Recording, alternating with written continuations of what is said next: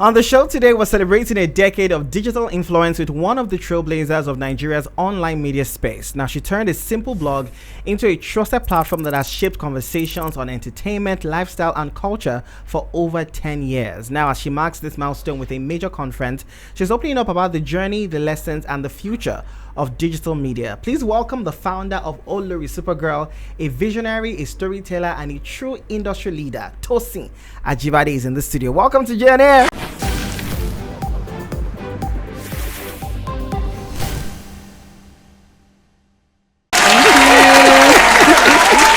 It is so good to have you in the studio. How are you feeling? 10 years. Yes, for the New Media Conference. For the New Media Conference. Yes. How many years for OloriSuperGal? 15. 15 years. Yes. Wow. But I'm a Gen Z. But yeah. So let's talk about the beginning. Yes. The beginning before the New Media Conference. Let's talk about 15 years of OloriSuperGal. How did this become a thing? How did this start? Did you just get on? I mean, it was not as it is now. So talk to us about, some people might call it the Stone Age. Right. Even though it's just 15 years ago. Yeah. But talk to us a bit about that journey. How did it all start for you? Okay, so for me, I wouldn't say that it was pre-planned to have it like what it is today. I think back then it was just vibes and, taking it on. And at a point in 2012, that was when I took it serious, right? So at the beginning stage, it was just doing this, doing that, and then 2012 made it very, structured, or say structured in terms of putting things in place, registration, doing a lot of things, like rebrand is what I would say. So personal rebranding and also for the business. And so far so good. It has come with a lot of challenges, experiences, even getting stuck in the middle and even trying to leave the job to do something else. Because it just seemed like it wasn't clicking. But then again, it's been an amazing journey, ups and downs. Like I said, it's a lot. It has been a lot so far. So what was it like before you took it seriously? What were the things you were posting, and what were the platforms? And what are the platforms you were on? Did you have the website at the time? Okay, so I was on Blogspot. I don't know if anyone knows what Blogspot yes, we know is Blogspot. Anymore. Okay, so I was on Facebook and then Blogspot, then Twitter, Instagram. That's how it just went up. Yeah. So Instagram was 2012, Twitter was 2009. Yeah. Wow. You don't tell. Yes. What are the things you were posting? So I was like, entertainment, Future Awards back then, so because Future was a thing. If you're not at that event, oh my God. Yeah. Entertainment news events, basically. So those were a few of the things that I was publishing. Yeah. And then the New Media Conference, 10 years. How did that start? Because one of the things I fear the most to do in my life is to organize an event. No matter why, it's just I feel it's hard. Why? It's hard. Anywhere in the world, they are now organizing the event in Nigeria again. I know, right? I know. So how did you come up with this idea, and why did you feel it was necessary to come up with a New Media Conference? Okay, so I would say this was 2015, and 2015 was that year where everything was beginning to shape up. Everything was beginning to look like, okay, I think this is an industry. This is because obviously for other colleagues that were in industry, everybody was doing the same thing. Like, so you had people doing similar things, on other platforms. But then again, we didn't have, things like what we have, the way we have it today. Now, So the idea came up at the car park landmark, right, with Fuza, and we took it on. Okay, we're having this event May 27, 2015. Terra Culture was our first venue, and we had over 600 people that day for the event, in and out. And even for that year was a challenging year. It was election year, for scarcity, so there were a lot of, oh my God, I don't think we are doing this event, let's cancel.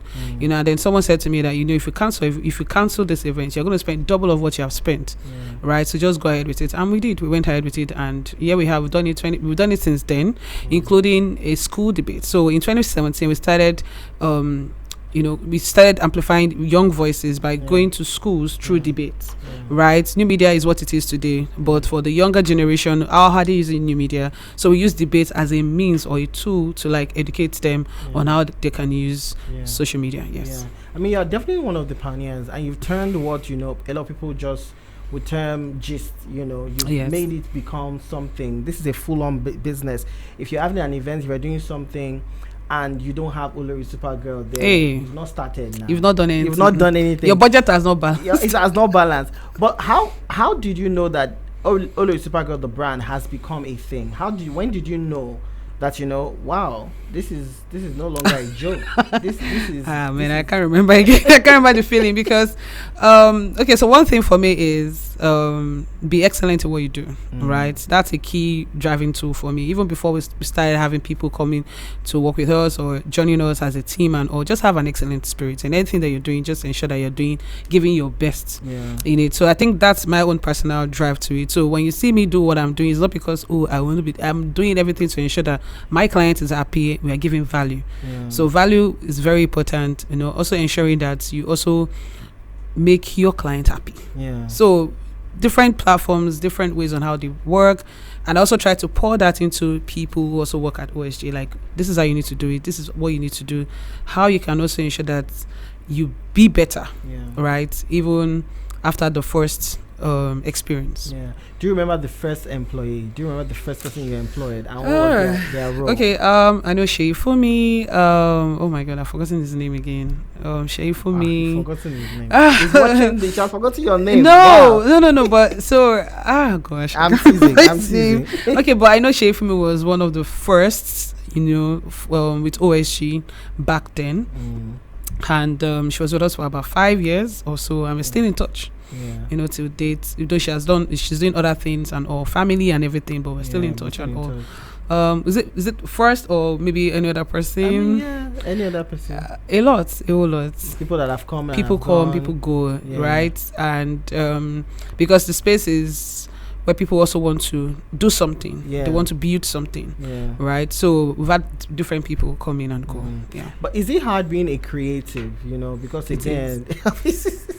Why you asking? It is. Of course I know it is, but we have to hear from a pioneer. Hey, wait. Is it hard being a creative, and what are some challenges that that you have faced? Because we now have a full-on content creation industry. We have an industry that is not just, when people thought about the entertainment industry before, they just thought of movies and music. It has expanded. And you're one of the people that definitely helped us see this expansion.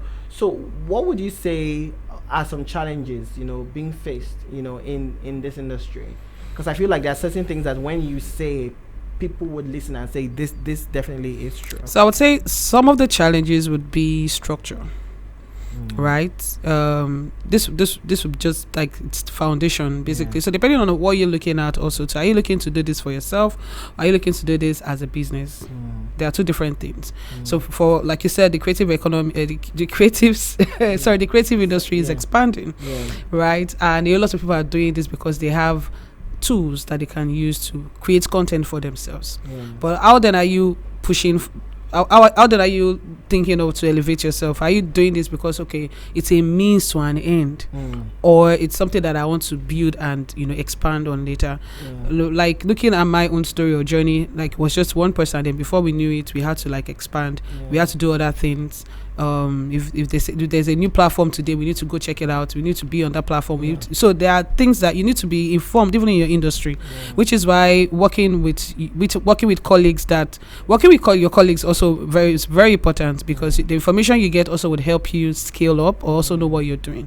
So it's two different things, as an individual or as a business, right? So structure is one of the problems. Payment, another thing. Money, being underpaid or not being paid.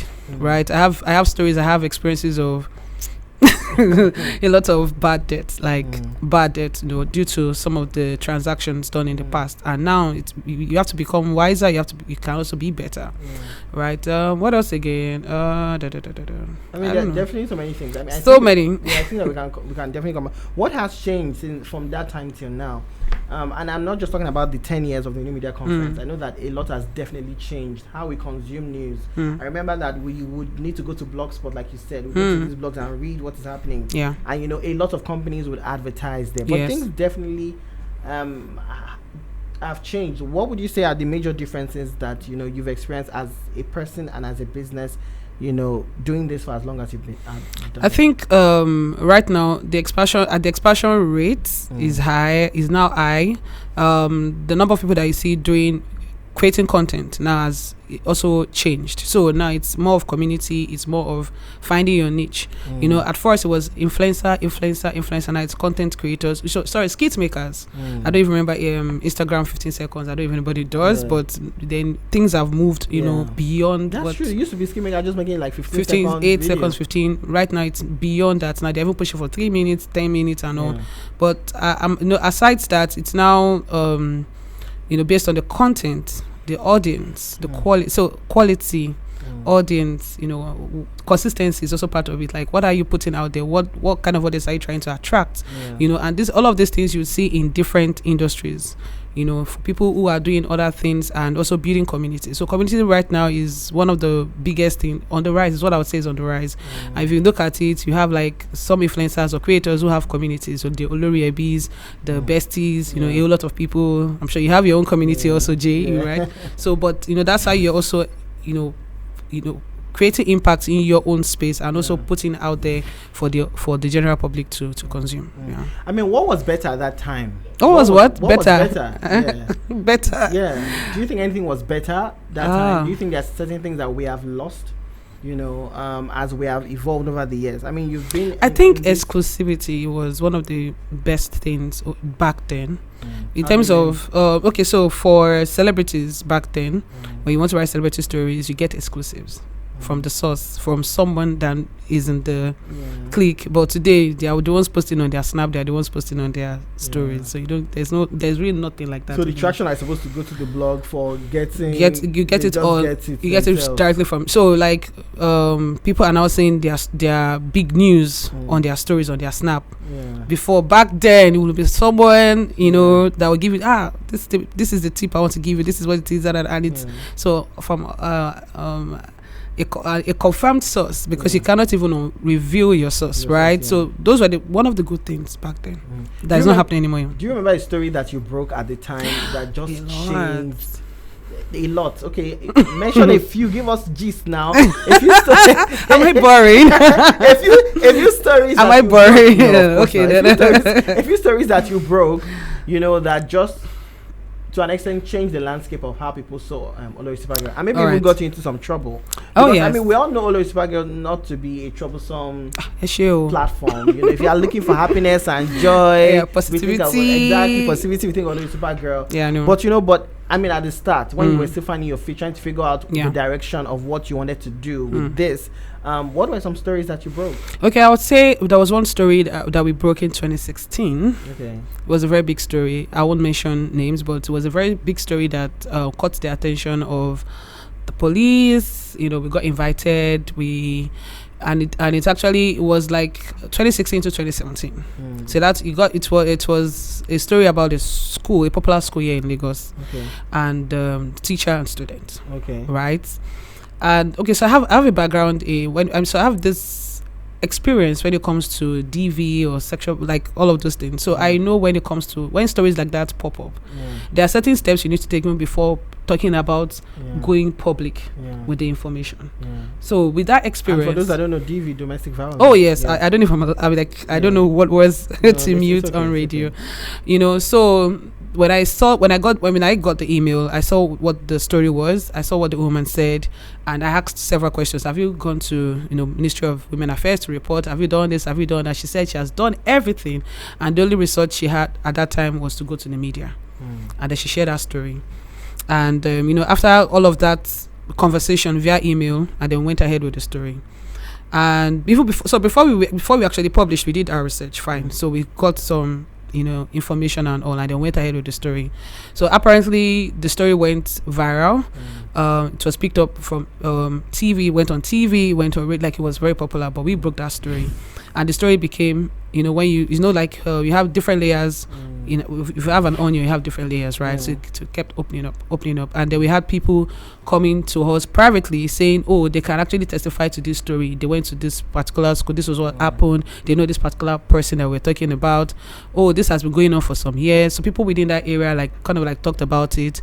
In between all of these things, we were getting calls, we were being threatened, and at that point I was even scared of my life, because it was really very tensed, right? So we also got invited by the police, ARIF in Ikeja, and our lawyer, of course, our legal had to step in. This was 2016, so it was a whole lot, right? So the story, we breaking the story and then going to terrestrial TV, going to, like, it became very big, like bigger platforms than us. Did you have to take the story down? No, so it was not a case of taking the story down. It was a case of owning up to what was reported, right? And they tagged us at that time that we were being fake, and then we were spreading rumors. And like I said, I had experience in issues like that, so you definitely know where this is going to, right? It will go south, it will go left, it will go right, it could be swept under the carpet. You don't know how far or how well this would go, right? I even remembered clearly that one of the alumni of that school called me, and she said a lot to me on the phone, saying that we were this, we were that, and I didn't take anything. Guess what? The woman who was conversing with me via email stopped communicating. Wow. Yes. Like, she stopped communicating. It was right then, and it was during the entire process I realized that this is so she just left you. She just left me. Like if she even walk past me right now, I won't even say this is who this person was, right? So in 2017 the story died, right? Everything went down. 2017 another thing happened again from that same school, but we didn't break that story. Something else happened in 2020 to the media, and that same story popped up from 2016. Wow. Again. Wow. And guess what? The lady who actually called me a liar or said all sort of things about me called me in 2017 to apologize. I can't never forget.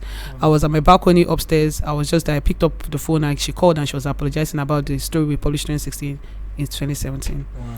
So there are a lot of dangers and risks with this work, right? It's all glitter. I mean, it's all fascinating out there, but there are a lot of things that happen behind the scene, right? So this is one of so many that we've experienced. Yeah. All right. We're sitting in conversation with Tosin Ajibade, aka OloriSuperGal. We know that she has a new media conference celebrating 10 years of new media conference and of course 15 years of OloriSuperGal. We're going to continue that conversation in a bit, but of course I need to let you know that today's episode is brought to you by friends at Credit Direct. I've been shouting. You people, you are missing out on such a good time when you don't download the Credit Direct app via Google Play, via your app store. If you're looking to grow your money, to invest your money, looking to just better your finances, 30 December is around the corner. How much you get? Let Credit Direct help you to compound interest on some of your funds. So go download the Credit Direct app today, and I come back to say, Jay, you do this one. Thank you. Okay, let's get back into this conversation. All right. Let us talk about the Hilda Bassi moment. Okay. Because you've spoken about talking about big stories. Yeah. The reason I want to talk about that moment is because knowing Hilda Bassi's story, she did go to a lot of media places. She did ask people for partnerships. Not a lot of people did partner initially. Yeah. Yes. Well, now we know that as the record was now on, I say this is a trend, though. Let us jump on it. How can we sponsor? Everybody came. You understand? Yes. I wanted to be part of it. But you were there from the onset. You were there from the beginning. You were telling the stories. Even when it was not getting as many likes, and when it started getting so many likes. Because I remember that everybody was on your page. Yes. And when we don't see some, OloriSuperGal, you are at this place. What is happening now? So do you want to talk to us about this moment? And did you know it was going to be what it became for you? I'm sorry, I'm laughing. All right. Thank you so much. I would say thank you so much for this question, right? Because when Hilda broke that record, a lot of people asked me questions. How did you know she was going to break this record? What did you do? I mean, how did you go about it? What was your baba? Did you do juju? So the thing is, I don't know how to explain this, right? But I would say the way I can because of time. When it comes to projects, when it comes to work, see, there's something called energy, right? And the way we work is with energy. So when you come and you tell us this is what it is, we look at it. We'll look at things first, right? Okay, because of course in the media we say, oh, what's that thing? The benefits of partnership thing and all of that. But when Hilda's PR, reached out to us about the record, she's going to do this, she's going to do that. Everything was just normal. There was really nothing extra It was just a normal conversation. And then when we got on board, we had our first virtual meeting with the team, with everybody, like with all the media houses on Google. And then everybody was okay. We had the brief. Everybody was fine. First day, we were all there. We were just doing our own thing normally, right? And like you said, the old boss came and people were looking for stories or content on what was happening at the venue, right? And the I'm sorry, I'm having goosebumps. Like, right, the project, I would say, was an amazing project because we were on board from the get-go, right?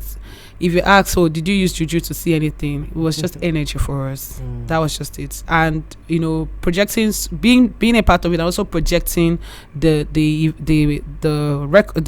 Please help me. The record, on our platform was just amazing because we had a team on ground, so we always, switching, right? And it's rained, so come rain, come sunshine, everything. We were there round the clock, right? So day one was just normal vibes.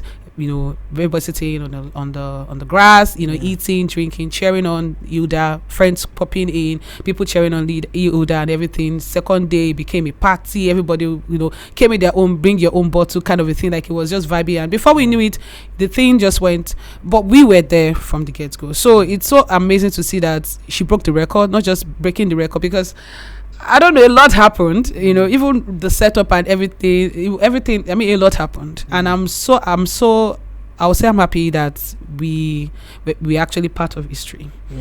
We were part of something big and great. She's also doing something in 2 days, and so amazing to see that she didn't just stop because she did something 2 years ago. She's going ahead to do something even bigger, and she even had a plan even before and after the record thing and all. So yes, we do amazing things at OSG. I won't lie to you. Like I said, energy so and then you see. But something happened after that. Okay, yes, we did. Imagine you have such a witches and wizards. You have such a huge moment. People were following OSG. Oh my god! It's almost like people saw OloriSuperGal from a new light. Yes, and then you lost.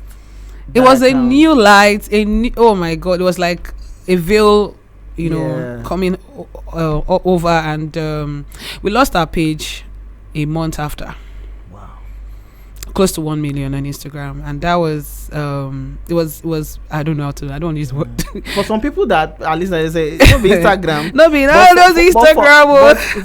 This is a company. This is your job. This is your income. Something we said 2012, right? And we lost it a month after. And even so, like you rightly mentioned, even with the Hilda event, it's also brought us more clients, even newer people. We were traveling, like Lagos. We're moving, moving. Not that we were not traveling before that, but things just went up. It just went boom. Even though Kubana's wedding renewal, we were there. There were a lot of things happening in Abuja. We were there, right? So, and this happened during a training. So we're having a training because I do trainings also too. So we're having a training, and was while the staff was with the phone and checking and posting, and then she realized that she could not gain access.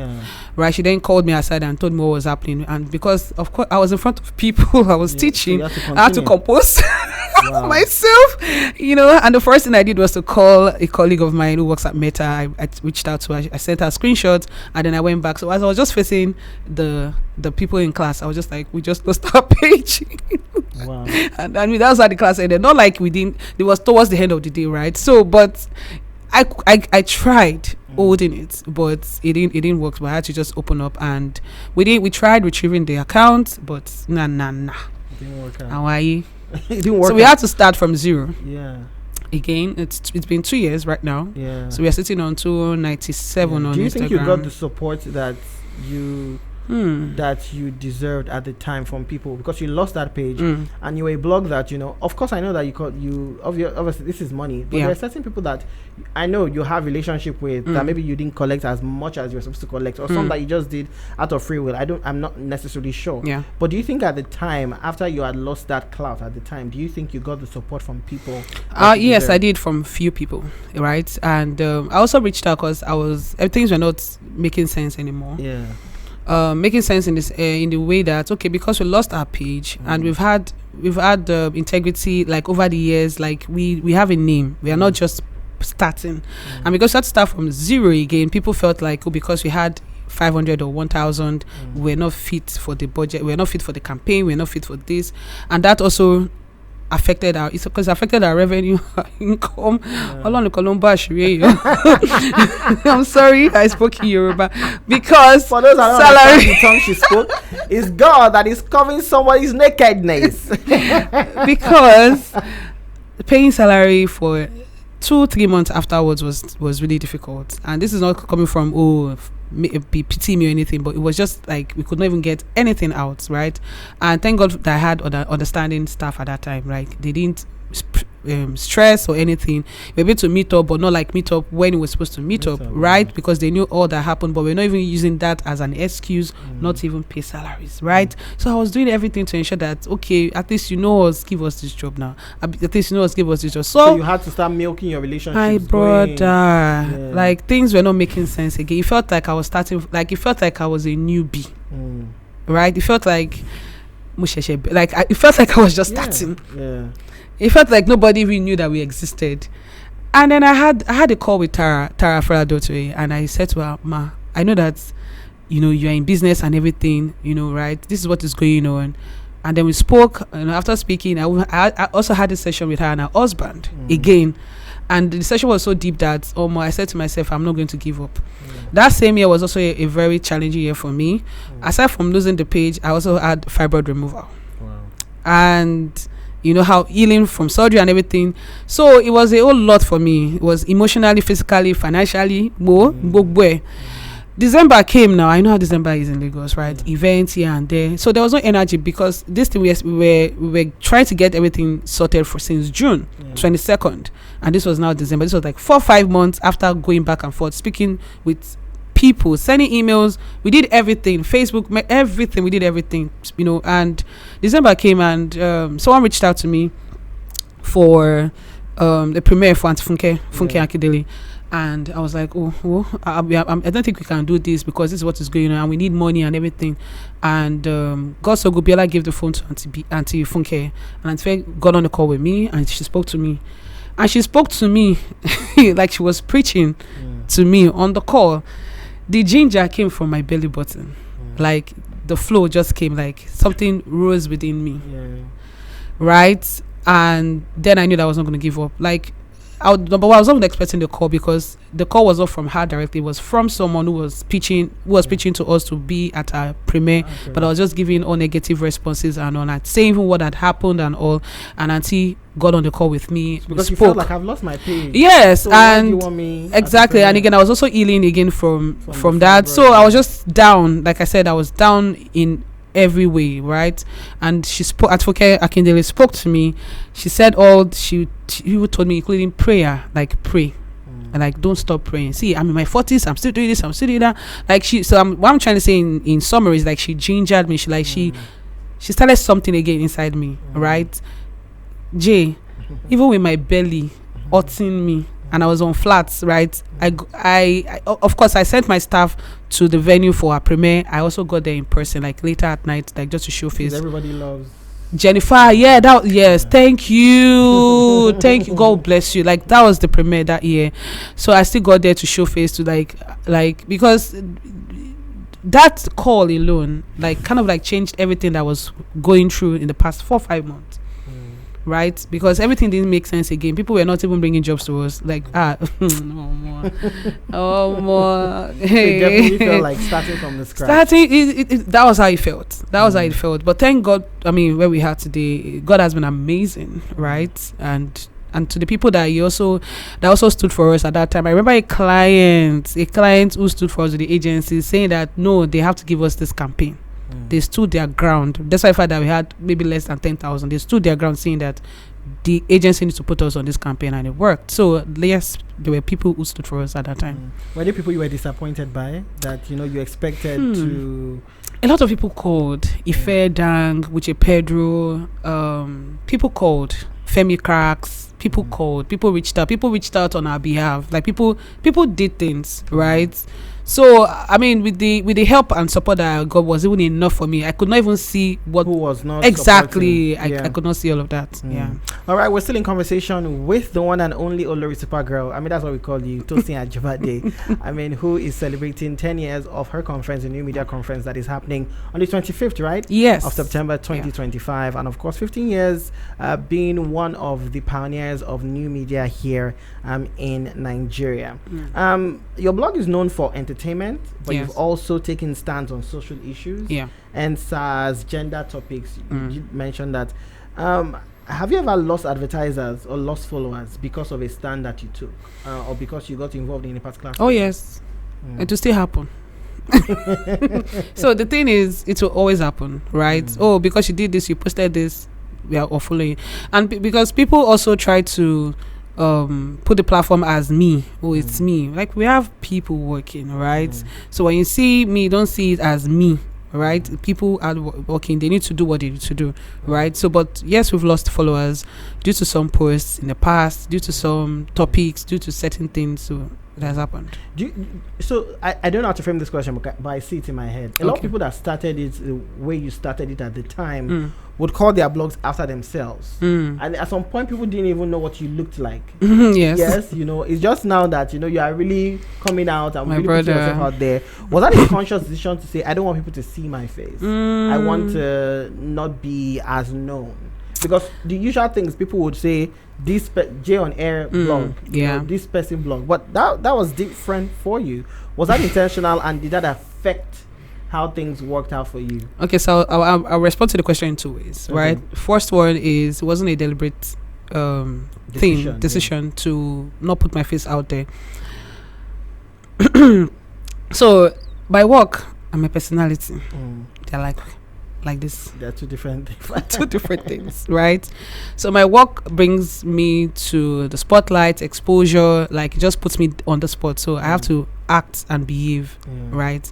But my life is, I'm a judge, like I'm a quiet person, just right? Like I'm very reserved, right? So when people see me and I'm calm, they're like, how do you know you're this calm? I'm like, so what are your expectations, right?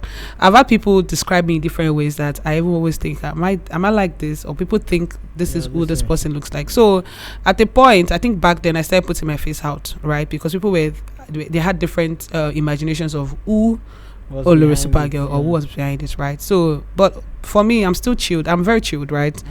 Let the work speak for itself, right? Let me just also have my own personal life. I want to be able, because see, being in the industry for this long is not to be an old person, right? Is to evolve, is to take global stages. I'm not here to be a local champion, right? So for me, I don't see it as, because I'm here to stay, right? I'm here to move and build and all of that. So I want to be able to go down the streets and buy corn from the corn seller. That's why the fact that I also have the status, like representing who I am, right? So that's the way I see it. So apologies to those who it doesn't fit. Apologies to right? So it was not a deliberate thing. Still not a deliberate thing. Yeah. So for this conference, let's come to this conference. Yes. You're bringing together creators, brands, audiences, all of that. What is the North Star of this event? What are you trying to achieve? Or what was the plan initially, and what has it evolved to now in 2025? So the plan initially was to be a convergence of new media enthusiasts, because back then new media, and they say it's not new media anymore. Well, anyways, new media enthusiasts, podcasters, vloggers, back then, was just us. Now we have skit makers, creators, and the digital agencies are also part of the ecosystem. The policy makers are also part of the ecosystem. So we have a lot of people we have a lot of branches like in the ecosystem. So it has evolved over the years due to the trends and the happenings, the information, the things that are out there, right? For this year, being the 10th year, right? When I picked up the phone, I called a colleague of mine. I was like, we'll start planning NMC this year. In my head, Jay, I didn't even know it was 10 years, right? I was just having a conversation, and he said, it's 10 years now. I think we should do this. And then it became, okay, let's do this, let's do that. And of course, we have a team, NMC team. Everybody. We got BOAs, we got jury members. So for jury members, we'll be honoring and recognizing 100 disruptors in the past 10 years at this event, right? So that's actually a new add-on to the event. This year is 3 panel sessions, 2 keynotes, experiences, right? And one of the key things for us is to ensure that when people attend, they don't just attend the event. They go with something applicable, right? You go with something that you can apply immediately, right? Be it for your business or for yourself individually. So we're having like legal aid at the event for a lot of creators or digital influencers or any person that needs legal aid. So legal aid in terms of SLAs or MOUs, or you're having issues with your agreement with your client or anything, there'll be a legal person on ground. There'll be an accounting person also on ground for accounting aid in terms of your taxing, your businesses. Like you wanna put structure to your business. So we have all of that happening at the event. So that's the second thing. Then for some of the speakers on ground, can I? Of course. Okay. So for some of the speakers that we have confirmed, Lai Wasabi, we have MTN's communication, PR, marketing person, Dr. Lakin Bofa. Good luck. We also have the CEO of OMG Group, Mr. Inka Adebayo. We have the CEO of Akana, which is Mr. Bayo Adedeji, speaking. We also have Chef Tolani. She'll be speaking. We also have Malik Afegboa, who will also be on the panel. We have Elozonam, also confirmed. Who else again? We have CCME, also confirmed. We have Folarin, who is the director of programs and new media at TVC. So we have like, is it diverse? So it's a mixture of young and old, because for the 3 panels, we're looking at the pioneers, we're looking at where we are now, and we're also looking at the future. So yeah. Amazing. Thank you. And this is happening on the 25th. On the 25th of September, Thursday, 25th September. Yeah. Yes, at the podium. At the podium. Okay. At the podium, Lekki. So there are 2 podium venues. So it's Lekki, not Ikeja. Lekki, Lagos. Yeah. Amazing. So who are certain disruptors? I know that you're honoring certain people, but what are certain people that in the time you spent doing this, you're like, this person has come and has definitely changed how things have been in the space. Like, so we need to pay attention to. Yeah, so for, like I said, it's an ecosystem with different branches. So we're looking at people in tech, digital agencies also, because if you look at it, they also evolved. They also had to go with the change, and they've been there. They're digital agencies that have also paved way, or like they've also helped the system in terms of including influencers or creators even in their plan, pitching to their clients. There's a lot of work, like convincing a brand, saying that this person is good enough or fits the demography of who you're trying to reach, and also for data journalism, for digital content creators, social media and community building, right? Like I said, community is a very big thing right now. So we are actually recognizing people in different sectors across. Don't give us any names. My brother, they need to come. Like, you need to be. You want to shock them at the event, or they will know before coming. Is it the honorees? Yes. Yes, they will know before coming. Okay. Because we're honoring them, so it's not like we're honoring them. So I don't want to shock them. I don't mind. What is the next big thing for OSG? For OloriSuperGal. I mean, aside this conference, there are many other things. Are you starting a media school? Are you starting an app? Are you starting a streaming platform? Are you doing a movie? Guy, we've done everything. Are you breaking a maybe record movie yourself? Oh, maybe I should break a record. That's something. I should break a record, maybe. Right? Because I think even after Yuda, broke our record, a lot of record breakers reach out to us. We want you to support us. We want you to do this. And I will look at emails. Mama record breaker. And then I just look at the email I sent to the team. I beg, look at this team. I mean, what's visible with this? And we've actually worked with, aside from Wilda, like I said, it was not just a thing that we predicted that she was going to win. We were just on the project, and we also did amazing things, right? We worked with Fola David also too. We worked for the heart thing record. We also worked with Brian in Abuja. So Brian reached out to us also. We worked with him, and he also won. 3 of them, the 3 people who worked with won, right? I have to think of my own record and I'll reach out to We you. will see Jay. when you actually announced your show, like I don't know the vibe you saw the vibe I gave. Like I said, it's energy, right? Yeah. And so maybe I should think of my own record breaking. Yeah, we'll be here waiting. What are certain things that you think influencers, content creators, skit makers are missing or are not doing correctly? So for this conference, let's come to this conference. Yes. You're bringing together creators, brands, audiences, all of that. What is the North Star of this event? What are you trying to achieve? Or what was the plan initially and what has it evolved to now in 2025? So the plan initially was to be a convergence of new media enthusiasts, because back then new media, and they say it's not new media anymore. Well, anyways, new media enthusiasts, podcasters, vloggers, back then, was just us. Now we have skit makers, creators, and the digital agencies are also part of the ecosystem. The policy makers are also part of the ecosystem. So we have a lot of people we have a lot of branches like in the ecosystem. So it has evolved over the years due to the trends and the happenings, the information, the things that are out there, right? For this year, being the 10th year, right? When I picked up the phone, I called a colleague of mine. I was like, "Oh, we want to start planning NMC this year." In my head. So for this conference, let's come to this conference. Yes. You're bringing together creators, brands, audiences, all of that.